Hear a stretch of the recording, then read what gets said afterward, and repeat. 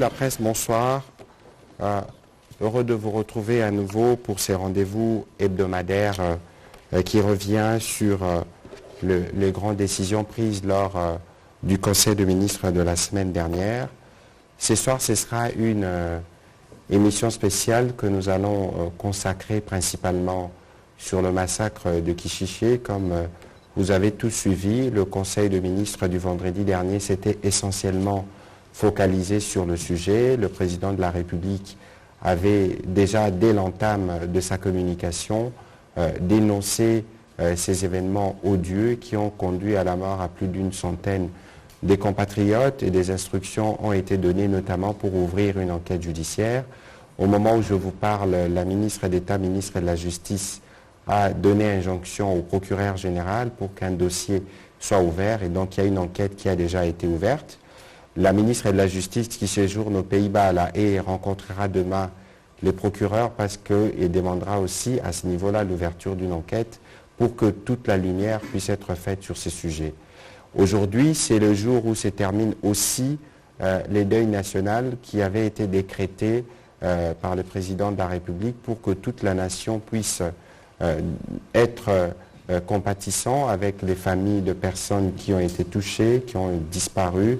Et c'est aussi le jour où il y a eu cet téléthon qui a permis de mobiliser à peu près 22 milliards de francs congolais ce matin pour appuyer les compatriotes qui sont touchés par des situations de catastrophe et les situations de déplacement dues justement à cause causées par ces violences. C'est une campagne qui va se dérouler sur 2 mois et nous allons nous assurer que les Congolais qui ont la possibilité de contribuer puissent contribuer à ce que nous puissions aider les compatriotes qui ont été touchés. Voilà plus ou moins en introduction ce que je peux dire. Évidemment, nous pourrons répondre à l'une ou l'autre question d'éclairage pour les journalistes. Ce soir, l'invité qui est à ma droite, que vous connaissez, c'est le ministre Julien Paluku, ministre de l'Industrie, mais ce soir, il intervient comme une personne ressource parce qu'il a été pendant 12 ans gouverneur de la province du Nord Kivu, de manière étroite et au quotidien. Il a géré cette question du M23 et malheureusement, comme à l'époque, ils se sont illustrés par les massacres, comme c'est cela qui constitue leur ADN. Avec lui, ce soir, nous allons essayer d'analyser la question dans toutes les dynamiques, mais aussi revenir sur quelques faits, notamment géographiques ou liés à la dynamique de population dans la partie qui a été touchée et globalement dans les territoires de Rutshuru qui fait l'objet de ces violences abominables. Monsieur le ministre, donc je vous remercie de vous être une nouvelle fois associé à cet exercice des redevabilités. Je sais qu'il y avait un avion que vous deviez prendre en journée, mais vous le prendrez sûrement plus tard, mais parce qu'il y a un besoin d'apporter un éclairage sur ces sujets et parce que vous êtes la personne ressource, nous voulons ce soir que vous puissiez nous apporter votre part des lumières sur ces sujets pour que nous puissions comprendre le modus operandi et les motivations qui ont conduit à ces événements macabres. Vous avez la parole. Merci, chers collègues. Mesdames et messieurs de la presse, je voulais commencer par exprimer toute ma compassion à la population de l'Est, particulièrement du Nord Kivu, de Rutshuru, de Kichiché, qui est terrassée par ces actes ignobles que tout le monde sait. Mais pour la mémoire collective, je voudrais commencer par présenter le territoire de Rutshuru, parce que les gens se disent, mais Kichiché, c'est où? En fait, le territoire de Rutshuru, c'est l'un des 6 territoires de la province du Nord Kivu, qui a Walikale, Masisi, Nyiragongo, Rutshuru, Lubero et Beni, avec 3 villes bien évidemment, la ville de Goma, la ville de Butembo et la ville de Beni. J'ai eu d'ailleurs le privilège de diriger et le territoire de Lubero, et la ville de Butembo, et la ville de Beni, avant de diriger bien évidemment l'ensemble de la province du Nord Kivu. Et donc, ce territoire de Rutshuru, il est traversé par la route nationale numéro 2, et c'est lui qui abrite le parc national de Virunga, et c'est par lui qu'on passe lorsqu'on veut aller au nord, notamment à Butembo et à Beni. Il est situé à cheval entre l'Ouganda et le Rwanda, donc une partie du territoire de Rutshuru touche le Rwanda, une autre touche l'Ouganda. C'est ce qui fait que, effectivement, dans cette partie de la République, il peut y avoir des populations qui parlent à la fois la langue de l'Ouganda ou la langue du Rwanda, et ce qui ne pose pas de problème. Alors, comme vous voulez que je replace toute l'opinion dans le contexte, je vais brièvement parler de 3 axes. L'axe de la guerre, l'axe des accords et l'axe des massacres. En fait, comme tout le monde le sait, la République démocratique du Congo est victime depuis 1994, lorsqu'elle a accueilli ces milliers de réfugiés qui venaient du Rwanda, après que certains d'entre les Rwandais aient commis le génocide. Et donc, nous avons accueilli ces gens à Goma, en 1994, d'ailleurs j'étais présentement à Goma, et c'est depuis lors que nous avons connu des successions de guerres. Parce que 2 ans après, c'était la guerre de l'AFDEL en 1996. 2 ans plus tard, en 1998, c'était la guerre du RCD. 6 ans plus tard, en 2004, c'était la guerre de Gilles Moutebousi et Laurent Kunda à Bukavu. 2 ans plus tard, en 2006, c'était la création du CNDP, Congrès national pour la défense du peuple. 1 année plus tard, le CNDP recommence dans le Massissi en 2007. Là, je viens d'être élu gouverneur. Jusqu'au point où on est arrivé à la porte de Goma, c'était le 29 octobre 2008. Et cette guerre a fini par une négociation qui nous a conduit à Nairobi, mais en 2009, on a repris la guerre. En 2012, le mouvement s'est transformé à M23 et nous voici en 2022. C'est ça la succession de guerres que la région a connue. Alors, cette succession de guerres a amené souvent la République dans un état de faiblesse à l'époque à pouvoir se livrer à des négociations et des accords. C'est ainsi par exemple que déjà en 99-99, il y a l'accord de Lusaka. En 2002, il y a l'accord de Sun City. En 2008, maintenant, la RDC signe les actes d'engagement avec les CNDP et tous les groupes armés. C'était le 23 janvier 2008.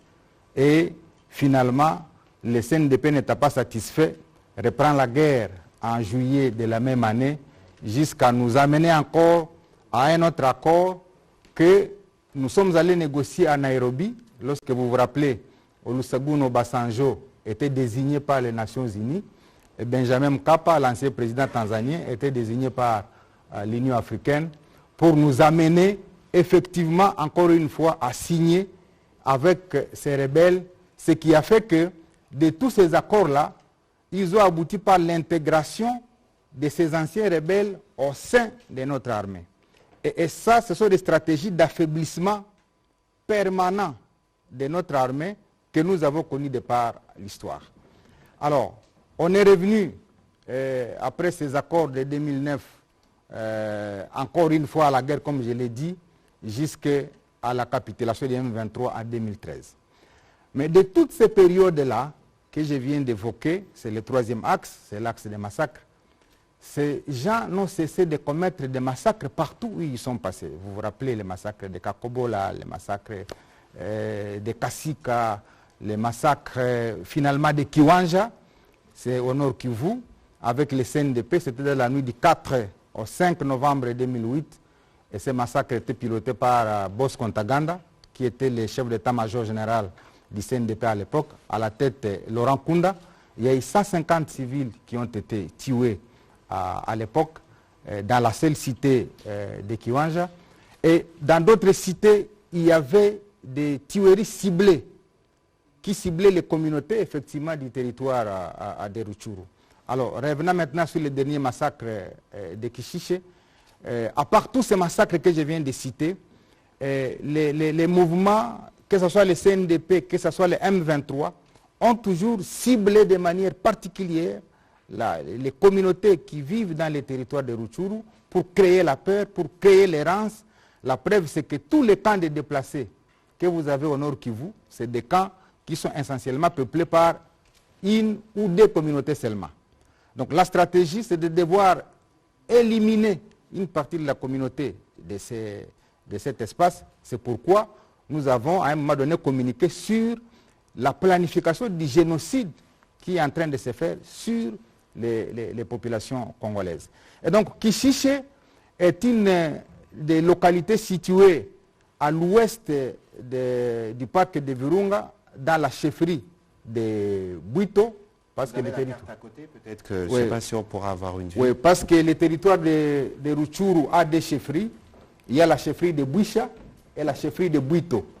Maintenant, Kishiche se trouve effectivement dans cette chefferie de Bwito, où s'est commis les massacres. Et les dernières nouvelles que nous venons d'avoir tout à l'heure, c'est qu'il y a au total près de 270 civils qui ont été tués.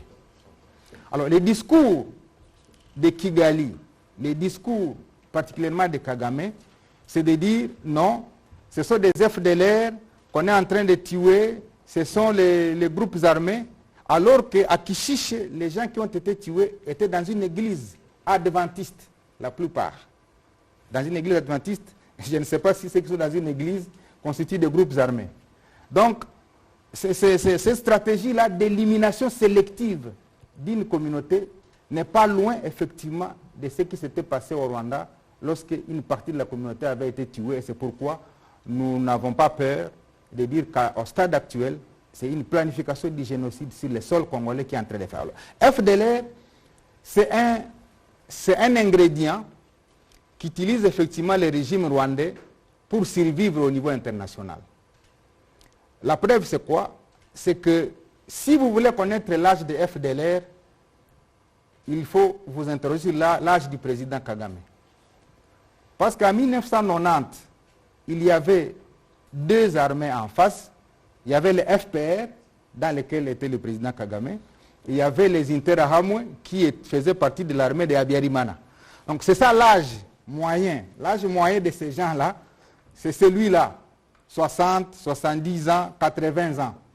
Et donc continuer à mentir l'opinion que la RDC alimente les FDL pour attaquer les Rwandais, c'est tout simplement utiliser un argument qui est consommable au niveau international pour se faire une santé internationale. Sinon, il n'y a aucunement une politique de la RDC qui peut utiliser les vieilles gens de 60, 70, 80 ans pour penser que c'est cela qu'on peut organiser pour aller attaquer les Rwandais. Mais comme c'est une partie des génocidaires qui étaient restés au Congo et qui errent dans la forêt, si vous le voyez, c'est des vieilles gens qui vivent de la cueillette, de la chasse dans les forêts, qui ne peuvent constituer aucunement une menace. Alors, maintenant, la stratégie c'est quoi? C'est de continuer à tirer sur cette fibre-là pour survivre, comme je l'ai dit, au niveau international, alors qu'il sait lui-même pertinemment bien qu'il n'y en a plus parce que du temps où j'ai été gouverneur, nous avons rapatrié des centaines et des centaines de combattants rwandais. Nous avons rapatrié des centaines et des centaines de réfugiés rwandais chez eux. Et les statistiques aujourd'hui démontrent qu'il ne reste plus qu'autour de 500 éléments combattants rwandais en République démocratique. 500, je vous donne les chiffres. Alors, maintenant, lui, il sait utiliser toujours des arguments et il sait s'attirer la sympathie de la communauté internationale en surfant sur le génocide qui a eu lieu effectivement au Rwanda. Alors que les FDLR que nous renvoyons au Rwanda, que nous avons renvoyés du temps où j'ai été gouverneur, la stratégie de Kigali, c'est de les réinjecter encore une fois au Congo par un phénomène que j'ai appelé le recyclage. Il fait le recyclage des FDLR, c'est-à-dire une fois qu'on les a renvoyés et on les a enregistrés de manière biométrique, qu'est-ce que lui faisait? Il les renvoyait encore au Congo, parce que si le discours de FDLR est fini, lui aussi ne survit plus au niveau international.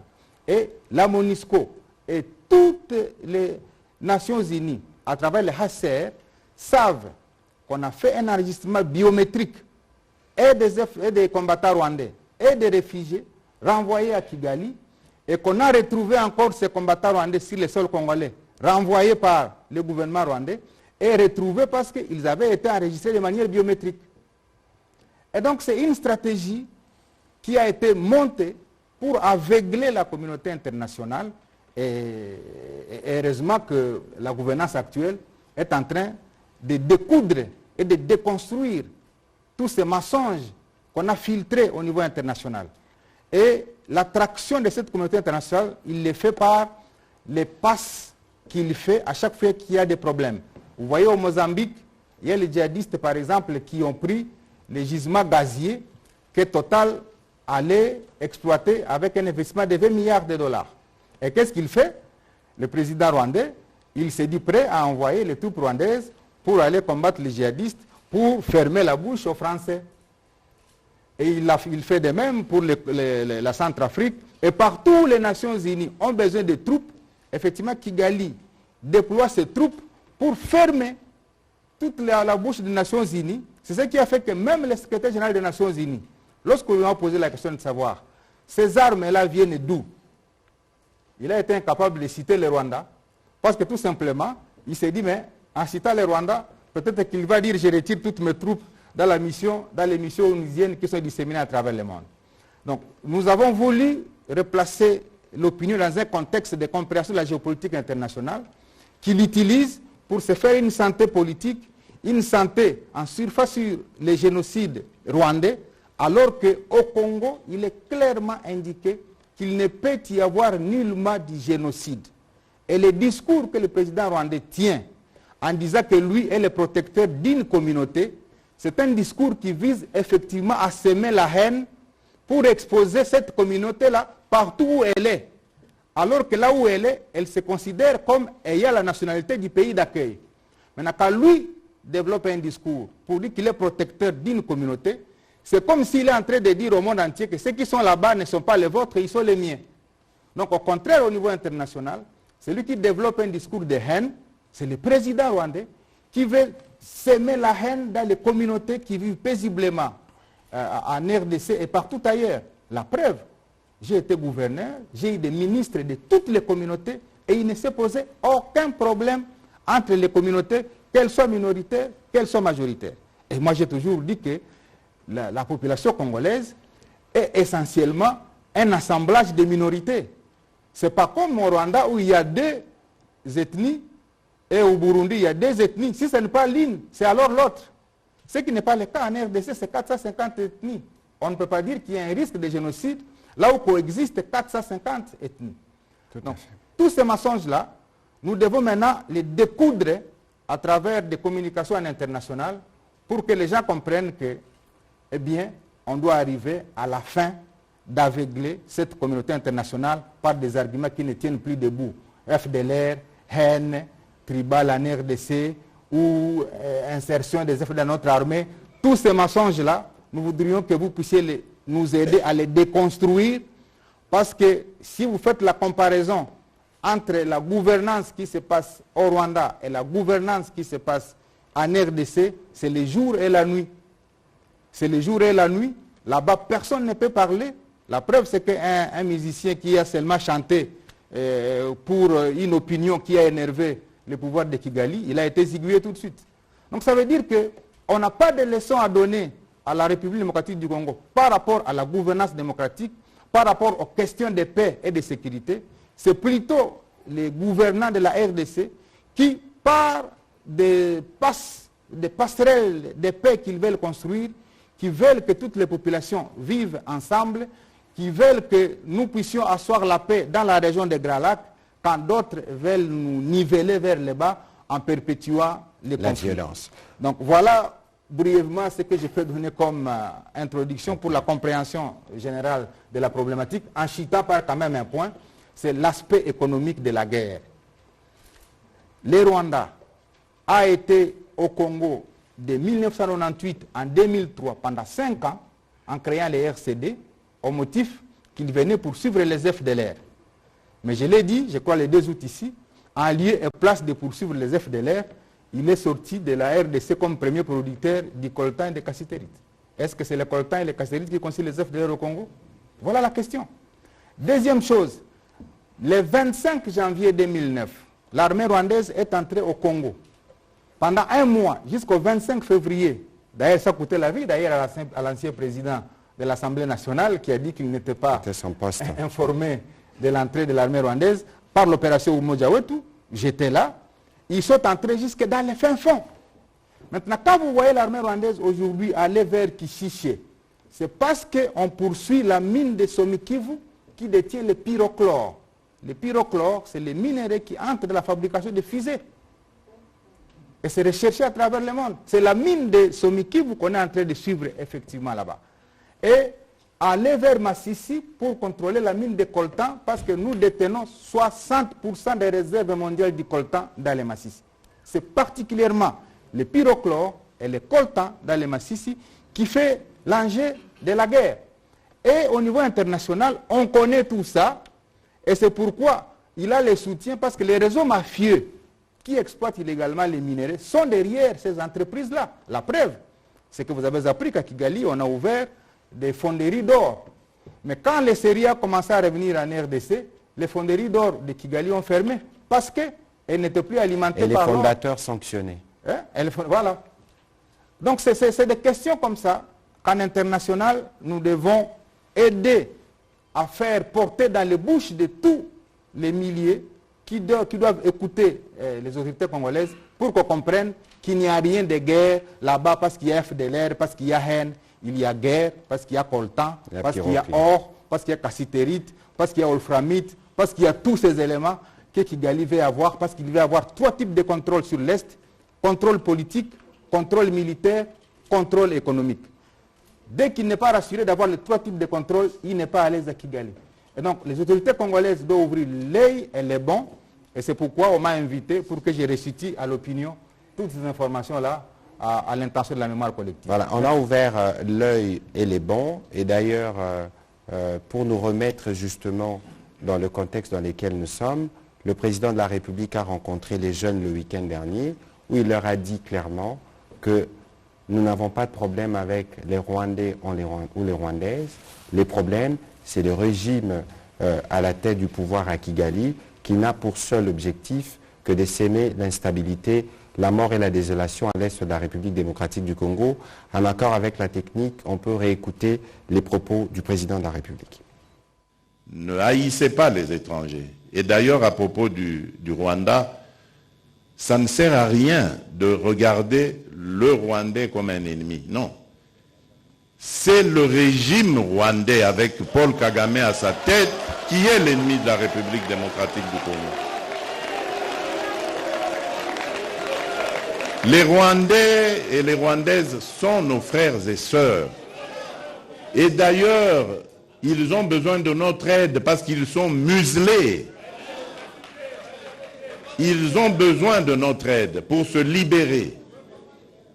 Ça n'a rien à voir avec ce que leurs dirigeants sont en train de leur imposer. Donc, ne les regardez pas comme des ennemis, mais comme des frères qui ont besoin de notre solidarité pour nous débarrasser et débarrasser l'Afrique de ce genre de dirigeants rétrogrades qui ramènent les méthodes des années 60 et des années 70. Alors qu'en Afrique, on avait décidé de mettre fin au bruit des armes. Si vous vous rappelez, ceux qui suivent un peu, c'était 2020, il fallait taire les armes en Afrique pour que l'Afrique passe à autre chose, comprenne qu'elle est la dernière de la classe dans le monde parce que, justement, à cause des guerres et des divisions. Nous nous étions entendus comme ça. Malheureusement, ce n'est pas arrivé, on a dû encore prolonger, mais c'est à cause, justement, des dirigeants tels que Paul Kagame. Et il s'enorgueillit d'être un faiseur de guerre, un spécialiste dans la guerre. Il en est fier.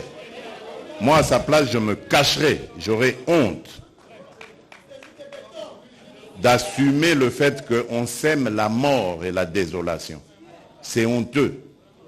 Et je dirais même diabolique.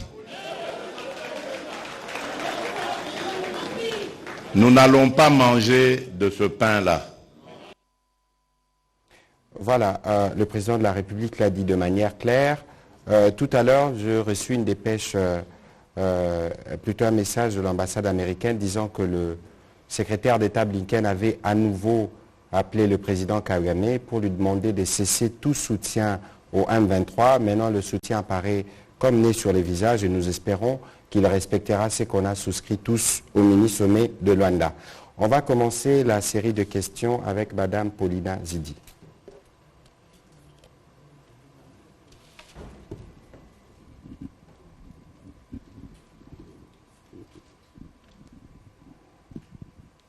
Bonsoir, Monsieur le ministre. Bonsoir. Deux petites questions. Vous nous donnez un nouveau bilan pour le massacre de Kichiché. Comment vous avez ce nouveau bilan? Comment ces chiffres ont été consolidés? Et ensuite, vous avez parlé d'une enquête internationale. Quelles sont les équipes aujourd'hui déployées sur le terrain? Et qu'est-ce que vous entendez, qu'est-ce que vous attendez de votre demande d'enquête internationale? Alors, sur la deuxième question, sur la première question plutôt, le gouverneur pourra en dire davantage parce que c'est des communautés qui se sont réunies avec des chiffres consolidés. Sur la question de l'enquête, dès vendredi, la ministre d'État, ministre de la Justice, avait avait fait une injonction à l'auditeur général de l'armée pour ouvrir une enquête, ce qui a déjà été fait. Je crois savoir qu'au niveau de la MONUSCO, les services sont aussi mis à contribution. Et il se trouve que la ministre d'État avait déjà une mission prévue sur la haie et la question sera abordée demain. Et donc tous les détails qui concernent le déroulement de l'enquête ainsi que les conclusions vous seront donnés au fur et à mesure que nous allons évoluer sur le sujet. Monsieur le ministre, vous avez la parole. Oui, pour la première question, les Nord Kivu est organisé en différentes corporations. Il y a la société civile, il y a aussi ce qu'on appelle le Barza intercommunautaire. C'est une organisation qui regroupe toutes les communautés. Et donc chaque communauté a pu recenser à travers les antennes qui sont à Kichiché et environ, le nombre de personnes qui sont mortes à l'intérieur de ce qu'on peut appeler sa caste sociologique. Je ne vais pas citer ici le nombre de morts par communauté, mais je voudrais vous dire qu'il y a une communauté qui a subi à elle seule plus de 105 personnes tuées à l'intérieur d'une seule communauté. C'est pourquoi on est en train de dire, nous devons davantage nous demander s'il n'y a pas une planification du génocide qui est faite. Donc on a autour de 300 morts. Des gens qui sont connus, régulièrement habitants de Kichiché, qui n'ont rien à voir avec FDLR, qui n'ont rien à voir avec Maïmaï, qui n'ont rien à... des habitants de cette partie de la République. Et les chiffres ont été communiqués par la société civile et toutes les communautés au sein du Barza intercommunautaire réuni. Donc ce n'est pas des chiffres que nous sortons comme ça de l'imaginaire, comme les gens peuvent le croire. Donc vous pouvez communiquer sur ça et même citer que c'est venu de la bouche de Julien Paluku. Ouais, malheureusement, il y a eu des enfants qui ont été tués dans une église, dans un hôpital. Sont-ils des FDLR aussi? Voilà la question. Donc voilà. C'est affreux ce qui s'est passé là-bas et je crois que nous devons davantage, pour cette enquête internationale, amener à ce que la Cour pénale internationale commence à arrêter les gens sur les crimes commis à l'est de la RDC, particulièrement dans le Nord Kivu, le Sud Kivu. Parce que si Bosco-Ntaganda est à La Haye, ce n'est pas pour les faits commis au Nord Kivu, c'est pour les faits commis en 2002 à Ituri. Donc il n'y a personne qui a déjà été arrêté et qui est à La Haye à la suite des crimes commis au Nord Kivu. Et ça, c'est la demande expresse du gouvernement congolais. Voilà, prochaine question, Paul Lorgeret.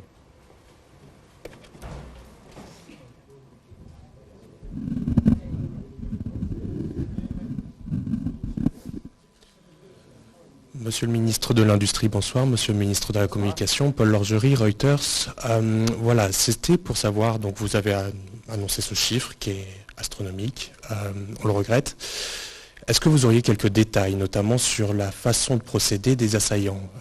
On a vu des vidéos circuler, absolument ignobles, mais de mon côté en tout cas, et les personnes à qui j'ai envoyé cette vidéo n'ont pas su me dire s'il s'agissait bien de Kichiché ou pas.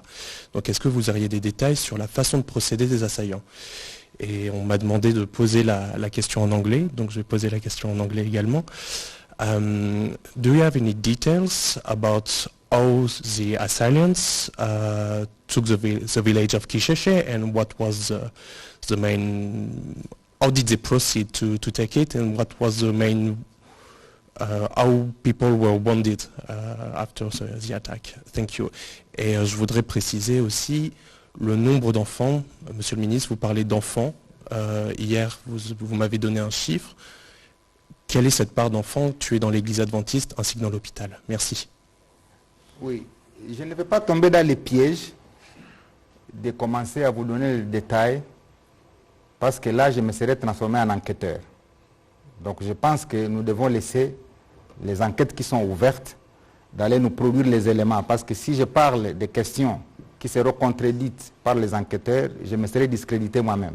Donc je considère que les éléments que j'ai donnés sont des éléments bruts qui viennent du terrain. Et donc la manière de tuer les gens, vous avez vu les vidéos, nous sommes tous informés comment les gens ont été tués, mais je réserve les détails à l'enquête qui doit préciser pour qu'on ne dise pas que Julien Paluku a dénaturé les enquêtes qui ont été diligentées sur Kishishi. Voilà, vous pouvez répondre en anglais. Mon anglais, my English is very, very broken. I don't speak very well English, but I think you can. Sur la première question sur les enfants, on avait parlé de 17, c'est les premiers éléments qui nous ont été donnés. Maintenant, il y a un travail qui doit se faire parce que la zone est sous occupation M23, donc il y a des difficultés à recouper tous les chiffres, mais il y a un travail de consolidation qui est en cours, notamment avec les communautés locales qui a été dit, comme dit tout à l'heure par le ministre Paluku. Nous reviendrons avec des chiffres consolidés le moment venu. Alors, pour répondre à la question, we cannot give you details about the way the massacre was done. Because there is an investigation will come in the coming days. We couldn't start talking. We are waiting that moment to give all those details. But what we can say now, we know the kind of method of those guys. You can see on the table in my left, they've been doing the same. When they come, they burn house, they use weapon, they use everything with huge violence against innocent. That's what we can say for the moment. We will come back with details. Prochaine question, Rachel Kitita.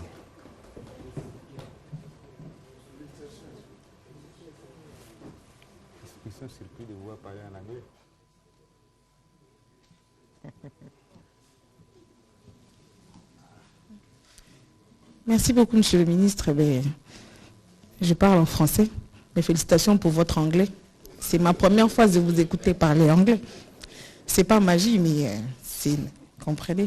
Alors, vous parlez de l'enquête internationale. Vous savez qu'ici au Congo, aujourd'hui, les Congolais sont très sceptiques par rapport à cette communauté internationale qui est accusée de complicité et d'hypocrisie par rapport à la situation sécuritaire dans l'Est. Est-ce que l'élément confiance dans cette enquête qui va bénéficier de l'expertise de la communauté internationale, vous le placez où, monsieur le ministre, quand on sait qu'aujourd'hui, les Congolais demandent à ce que la République démocratique du Congo se retire des instances, des institutions internationales et même de rapidité ou de précipiter le départ de la MONUSCO.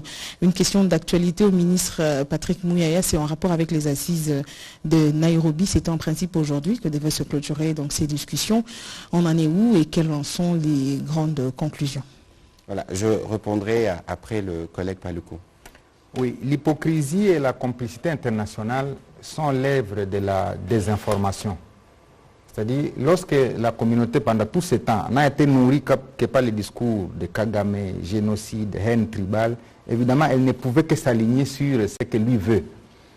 C'est pourquoi vous nous voyez, nous sommes dans tous les salons internationaux où nous sommes envoyés pour parler de la question de la RDC. D'ailleurs, je me rappelle qu'à Niamey, lors du sommet sur l'industrialisation, je ne sais pas si vous avez suivi, moi-même, j'ai présenté les rapports sur les stratégies d'industrialiser l'Afrique, et nous étions avec les collègues Jean-Lucien Boussa, qui, comme moi je présidais la réunion des conseils des ministres, je ne pouvais pas en même temps parler, c'est lui qui a pris la parole pour tirer directement sur le président, parce qu'effectivement c'est lui qui présidait la réunion à l'absence de Macky Sall. Et donc c'est là où j'ai dit, nous n'avons pas de raison de nous retirer des organisations internationales, au contraire, nous devons profiter des espaces en international pour faire porter la voix de la RDC, comme les autres l'ont fait. Ils ne sont nourris que de ça pour construire l'image qu'ils ont aujourd'hui.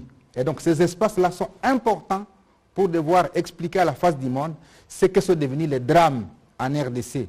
Nous sommes à plus de 10 millions de morts, c'est 10 fois plus que les morts du génocide rwandais, mais personne n'en parle en international.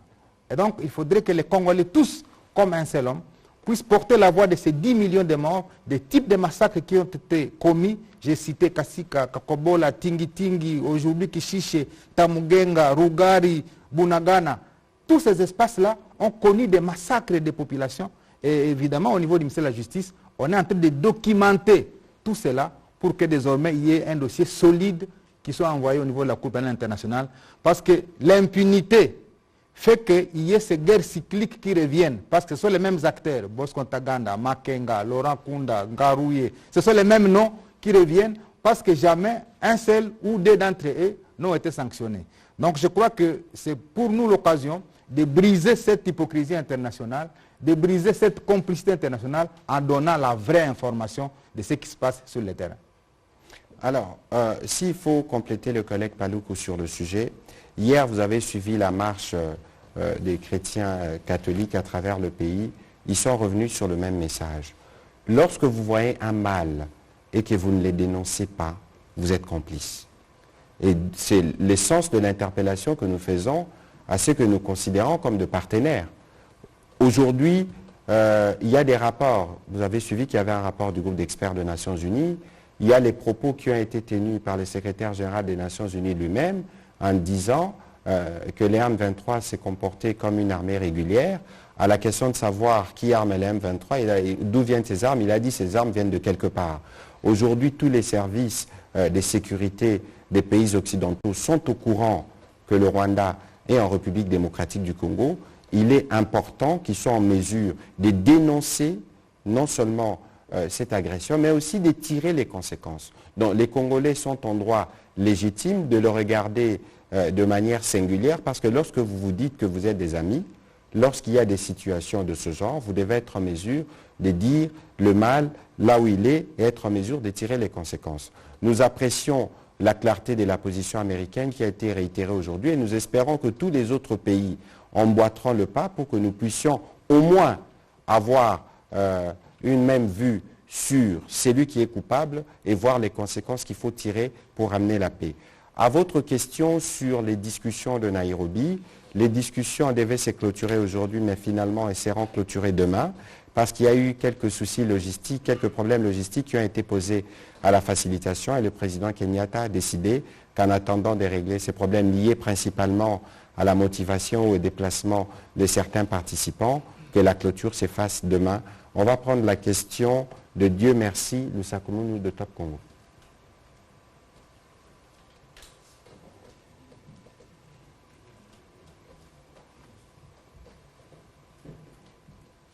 Merci beaucoup, Monsieur le Ministre. Ma question, je ne sais pas à qui l'adresser parce que ça concerne le gouvernement, mais j'aimerais l'adresser particulièrement au ministre Paluku. Vous avez été gouverneur pendant longtemps dans le Nord Kivu. La Libye du Rwanda pour agresser la RDC de manière récurrente, c'est le FDLR.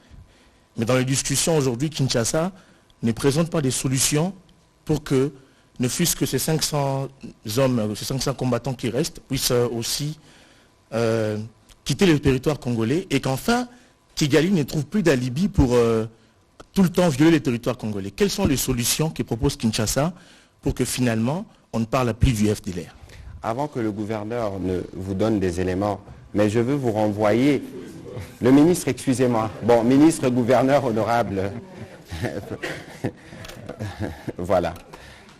Je vous renvoie à la feuille de route de Luanda. Vous trouverez la réponse. Vous trouverez la réponse parce qu'il a été convenu qu'il y a des réfugiés de part et d'autre, ces réfugiés devaient revenir, et que c'est un travail qui devait se faire notamment avec les HR. Mais il s'observe un phénomène, et les ministres gouverneurs vont embrayer davantage sur le sujet, que les mêmes FDLR sont recyclés.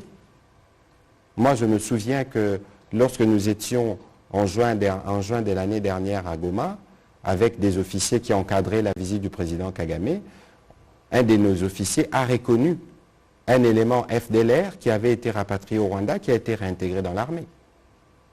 Et donc voilà, comme on le dit, c'est un prétexte. Et d'ailleurs, le communiqué qui est sorti du département d'État aujourd'hui ne mentionne plus la question des FDLR parce que c'était une forme d'incohérence. À chaque fois qu'on parle du M23, on veut ressortir la question des FDLR.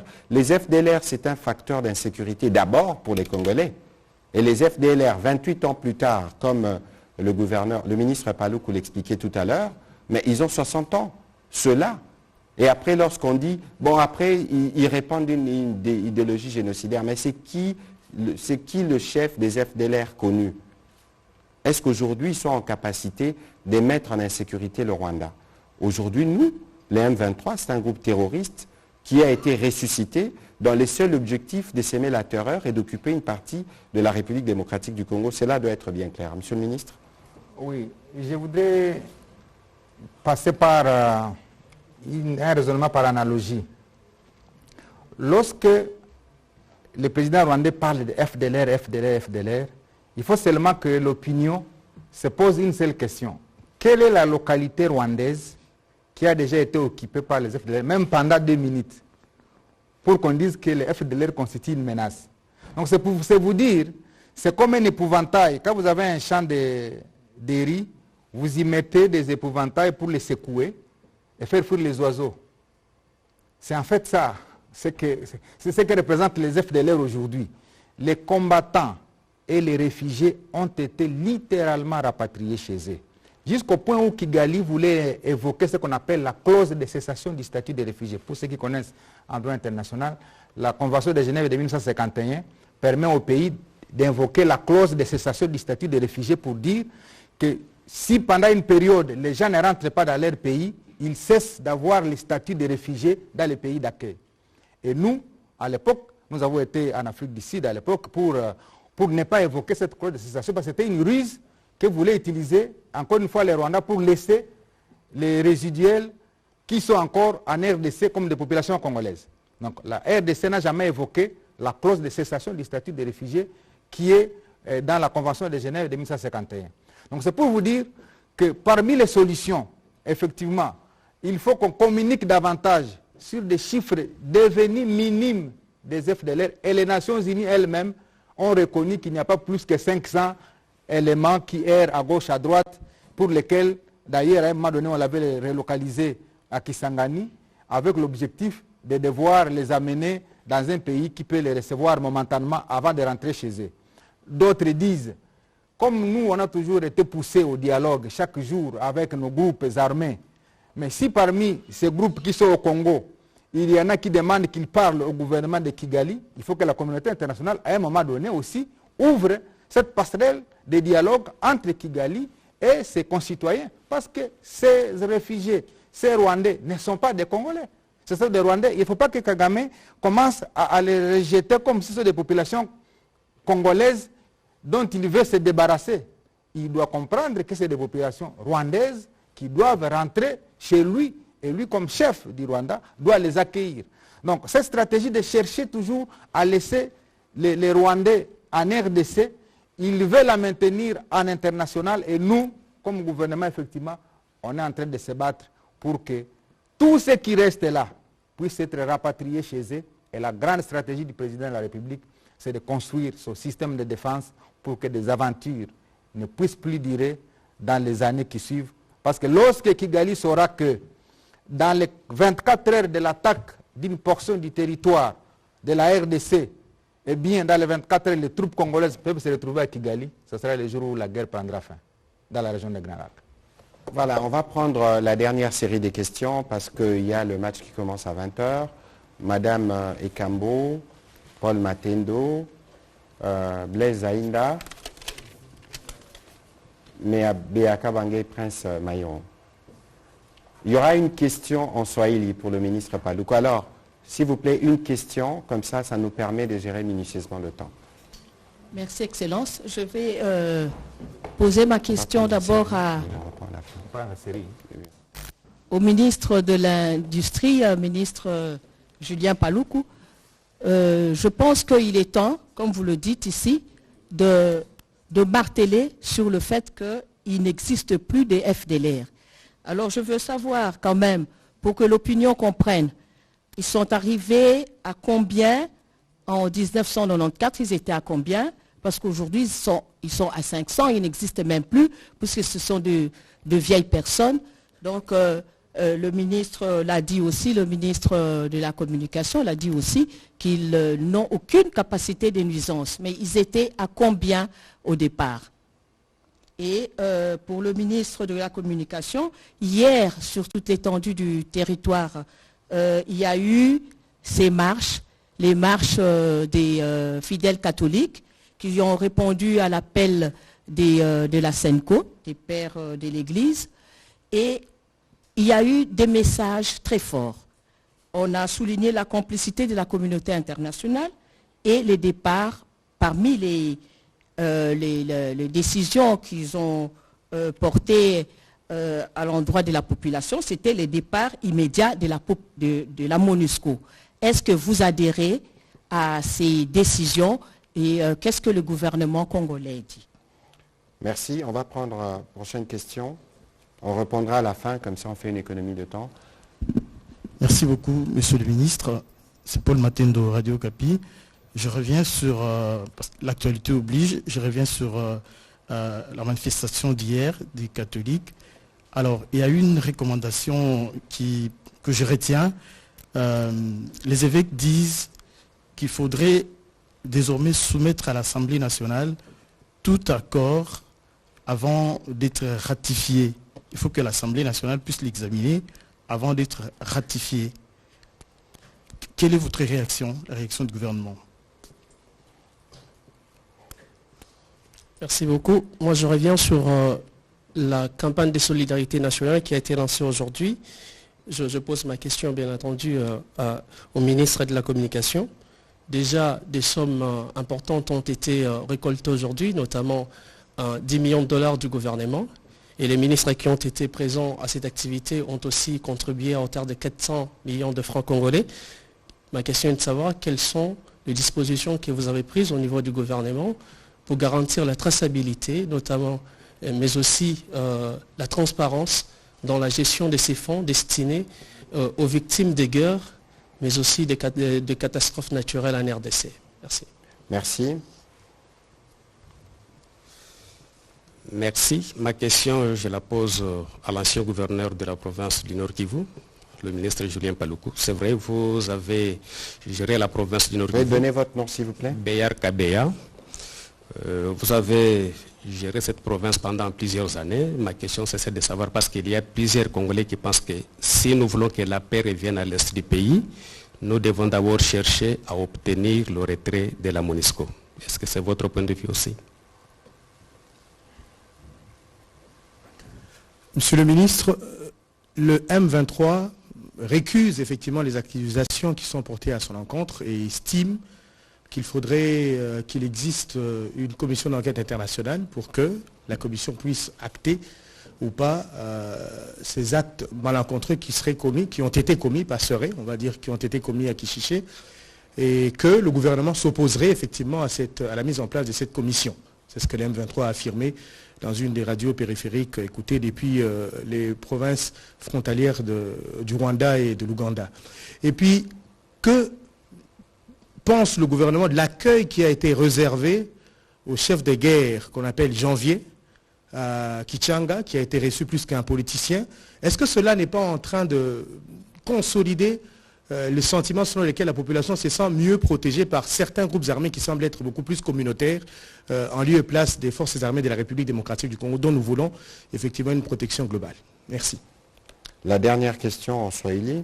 Gilbert Fundi. Miulizo miwili kwa Mheshimiwa Julien Paluku. Vijana wale walioitika kuwa wanajeshi wenye mpaka hivi wakingaliki pale mji mkuu Goma wametangatanga, wamekosa vifaa ya kula, mumekamata hatua gani juu yao? Ulizo wa pili, habari gani umeleta kwa wandugu wenye kuteswa kupitia mauaji hiyo? Voilà, Monsieur le Ministre. Oui, merci beaucoup. Je voudrais répondre à la question de madame pour dire, mais ils étaient combien? En fait, en 1994, j'étais professeur à Goma. Et j'ai même travaillé dans une organisation internationale qui s'est chargée de cette question des réfugiés. Ils étaient autour d'1 million de Rwandais qui se sont déversés sur le sol congolais. Plus d'1 million. Et tous ont été rapatriés sur les fils de ces 28 ans. Tous, la plupart, sont déjà rentrés au Rwanda. Alors, il faut faire la distinction maintenant entre les réfugiés et les combattants. Les réfugiés, ce sont ceux qui ne portent pas d'armes, tandis que les combattants, c'est des anciens militaires de l'armée rwandaise. Et j'ai même mis à vous le dire que, en fait, le président Kagame utilise la ruse pour connaître l'âge des FDLR, il faut connaître l'âge du président Kagame. Et là, vous avez la réponse, tout de suite. À ce moment-là, vous saurez les types de gens qui peuvent escalader les montagnes pour aller combattre. C'est la seule comparaison qu'on puisse faire pour faire comprendre aux gens qu'il n'y en a plus. Les 500 dont on parle, et les enquêtes l'ont confirmé, c'est effectivement des vieilles gens qui vivent dans les forêts, des Massissi, peut-être Walikale, qui vivent, comme je le disais, misérablement, qui ne peuvent même pas un seul instant prendre un seul centimètre carré du Rwanda. Et donc, ce que le gouvernement congolais doit faire, c'est de faire un appel à tous ces combattants résiduels qui sont encore dans les forêts congolaises, de manière à les amener effectivement chez eux. Je sais que nous qui avions grandi au village, nous faisions souvent des jets dans les forêts avec des lianes, comme balançoire. Et quand vous vous accrochez sur une liane, ça vous projette et vous revenez. En fait, la liane pour Kagame, c'est le FDLR. Parce qu'à l'époque, si on coupe la liane, vous tombez. Et la stratégie du président Kagame, c'est effectivement la liane sur laquelle il s'accroche, s'appelle FDLR. Alors quand nous voulons couper la liane, il se rend compte qu'il va tomber. Et donc il fait tout pour que la liane ne soit pas coupée. C'est comme ça qu'il nourrit un discours FDLR dans tous les salons en international. C'est ça le seul discours qu'il nourrit. Et donc je pense que nous devons désormais maintenant communiquer sur les chiffres. Aujourd'hui, des combattants qui restent en RDC ne dépassent pas 500. On pourra communiquer dessus dans le détail dans les jours qui viennent.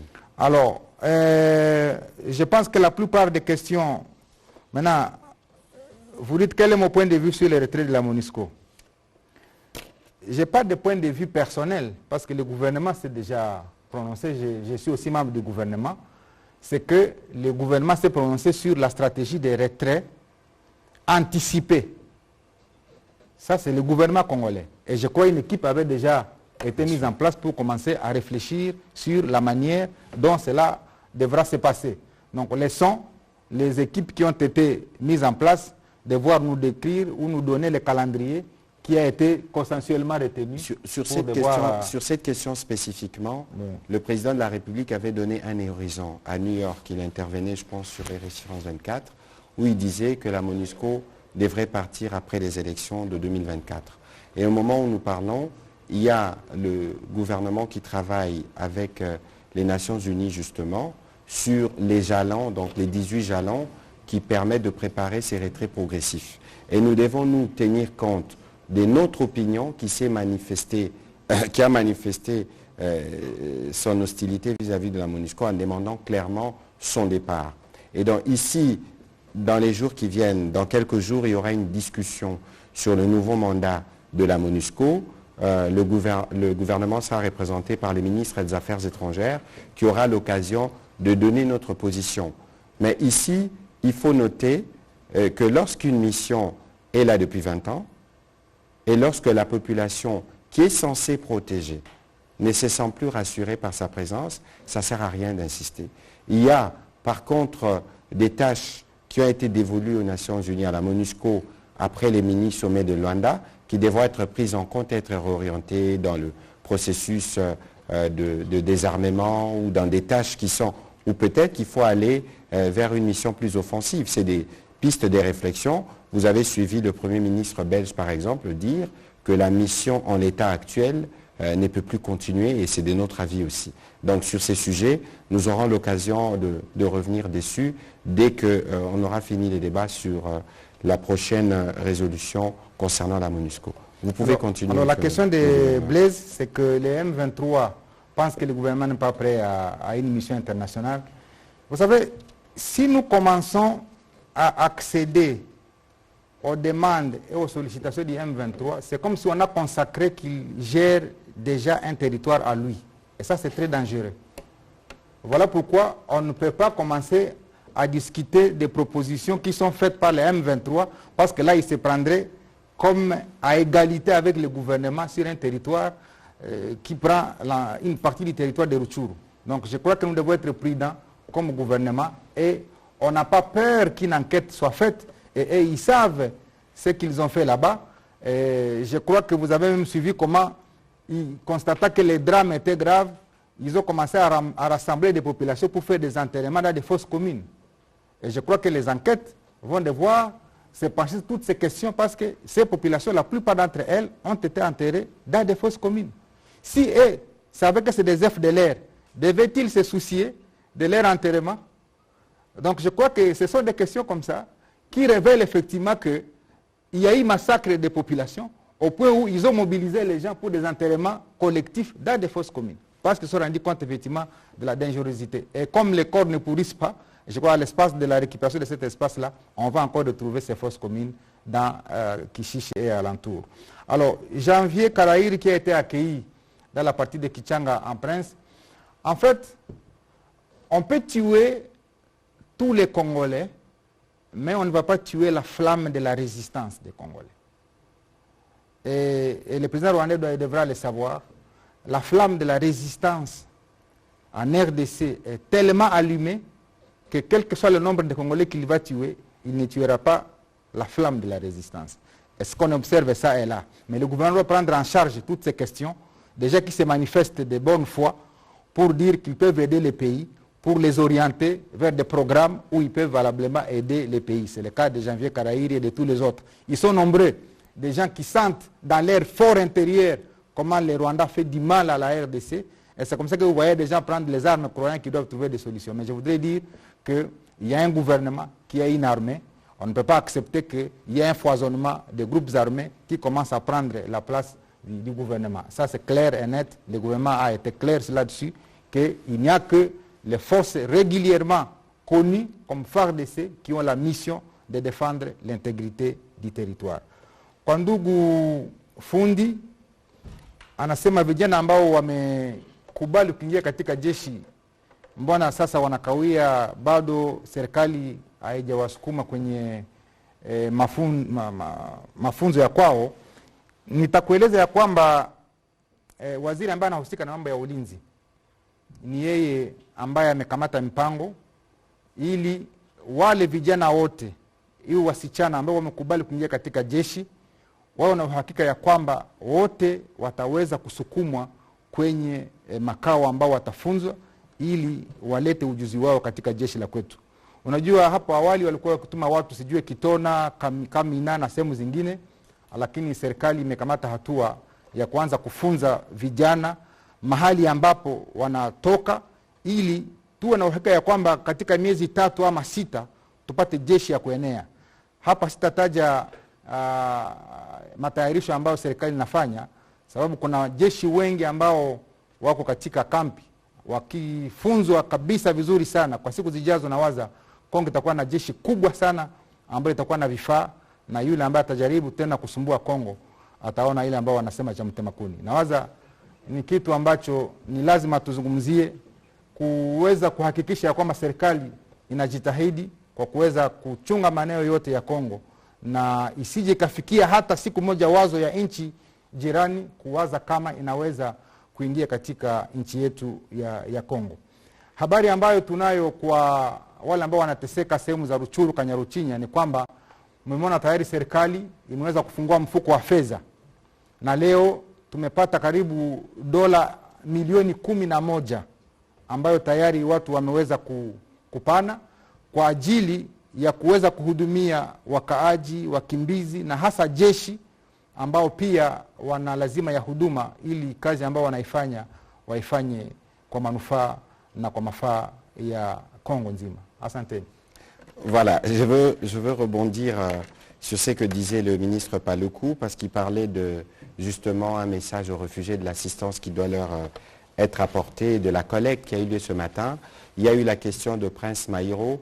Je pense que dans la cérémonie d'aujourd'hui, tout y était. Le gouvernement a donné sa contribution, le membre du gouvernement qui était en souscrit pour commencer, et les fonds ont été directement remis à celui qui est chargé de la coordination de la caisse qui a été créée pour gérer la situation de catastrophe. Des dispositions ont été prises notamment avec l'inspection générale de finances pour s'assurer de la transparence et de la traçabilité. Et d'ailleurs, c'est l'occasion de rappeler que les Téléthons ont commencé aujourd'hui, c'était les lancements. C'est une campagne qui va durer 2 mois. Je demanderai aux équipes de la télévision nationale de continuer à partager les détails qui permettront aux Congolais, partout où ils se trouvent, d'exprimer leur sentiment de solidarité. Alors, sur la question de Blaise Zaïnda, il faut savoir que le problème sécuritaire à l'Est est complexe et il existe depuis une vingtaine d'années. Mais jamais on n'a été dans une fenêtre aussi proche de la sortie, ne fût-ce qu'en termes de volonté politique exprimée, d'engagement des acteurs. Je crois que si les Rwandais ont ressuscité les M23, c'est justement parce qu'ils ont vu qu'il y avait une perspective de retour à la paix, de retour à la normale, qu'ils ont voulu perturber tous les processus. Parce qu'en réalité, s'il n'y avait pas cette agression rwandaise, on aurait peut-être déjà fini de discuter avec les groupes armés. Tous, vous avez suivi plus ou moins dans quel climat les discussions se sont déroulées à Nairobi. Tous se sont accordés sur un certain nombre de choses. Lorsque chacun veut assurer sa sécurité, c'est le début de l'insécurité. C'est pour ça qu'il existe un État, il existe une armée, il existe une police pour être sûr que la vie est régulée. De toute évidence, pour nous comme gouvernement, il y a une volonté claire de mettre en place le programme des PDDRCS qui va permettre de retourner à la vie civile ces compatriotes pour qui la société doit aussi trouver une réponse. À la question de Mme Ekambo sur les départs immédiats de la MONUSCO, je pense qu'il y a une réponse qui a été donnée ici. Même quand on divorce de manière civilisée. Ici, il y a une volonté claire exprimée par le gouvernement congolais, mais il y a une volonté, j'oublie l'expression qui dit la voix du peuple c'est la loi suprême. Les peuples du Kivu se sont exprimés majoritairement pour les départs de la MONUSCO. Nous étions dans un plan de retrait qu'on a décidé de raccourcir parce qu'il faut être sûr que nous restons en phase avec nos populations. Mais ici, il faut fermer une mission qui compte 13 000 personnes. Je pense que cela requiert un peu de temps. C'est pour ça que le président avait donné la perspective de 2024. Mais entre-temps, le travail technique s'est fait. Si cela peut se faire plus tôt, tant mieux. Mais l'idée ici, c'est d'être sûr que la MONUSCO parte et qu'elle parte dans des bonnes conditions. Alors, sur l'hypocrisie de la communauté internationale, je l'ai dit tout à l'heure, les prêtres qui sont nos encadreurs spirituels le voient, et eux davantage d'ailleurs, parce que lorsque vous voyez le mal que vous ne dénoncez pas, vous êtes complice du mal. Vous ne pouvez pas être partenaire de la République démocratique du Congo très engagé et être insensible à toutes ces vagues de souffrances qui sévissent à l'est de la République démocratique du Congo, et ça dure depuis 25 ans. Pour ce qui concerne, vous avez par exemple à Kishiché, les compatriotes qui ont été tués méritent au moins une sépulture.